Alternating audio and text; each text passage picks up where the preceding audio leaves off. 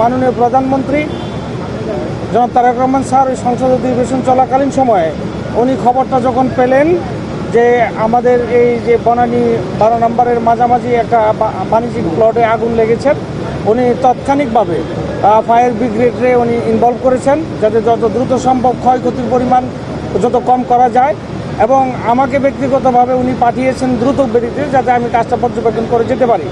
আমার সাথে আসছেন ওনার বিশেষ কর্মকর্তা যিনি উনি আমার সাথে আসছেন, এবং উনি সাথে একজন ডাক্তারও পাঠিয়েছেন, ওনার ব্যক্তিগত ডক্টর আমানুল্লাহ উনিও এসেছেন। আমরা অ্যাম্বুলেন্সও রেডি রেখেছি যে এসে যাতে দ্রুত আমরা ক্ষয়ক্ষতির পরিমাণটা যতটুকু কম করা যায় সেই ব্যাপারে খেয়াল রাখার জন্য। তো আলহামদুলিল্লাহ আমরা যতটুকু খবর পেয়েছি এই মুহূর্তে আগুন নিয়ন্ত্রণে আছে, এবং আপনার খুব সম্ভবত ওখানে কোনো লোকজন নেই। তো এটা একজন কমপ্লিটলি একটা বাণিজ্যিক অ্যাপার্টমেন্ট।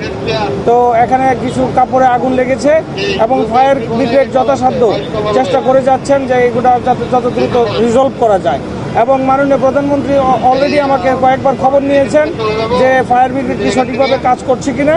তো উনি সার্বক্ষণিক তদারকি রেখেই আপনার এটা যাতে আমাদের দ্রুত সম্ভব এই ক্ষয়ক্ষতির পরিমাণ কম রেখে আমরা যাতে এটা প্রবলেম সলভ করতে পারি আর কি।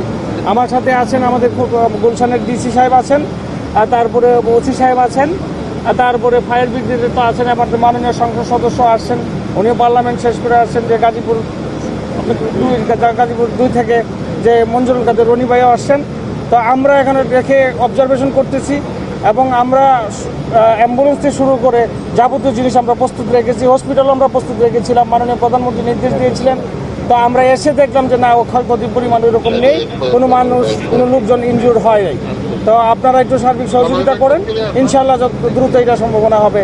আর মাননীয় প্রধানমন্ত্রীকে আমরা অসংখ্য ধন্যবাদ জানাই যে উনি খুব দ্রুত সহিত আমাদেরকে ইনস্ট্রাকশন দিয়েছেন, এবং আমরা যথাযথভাবে পালন করার চেষ্টা করে যাচ্ছি। দৈনিক আজকের বাংলা .net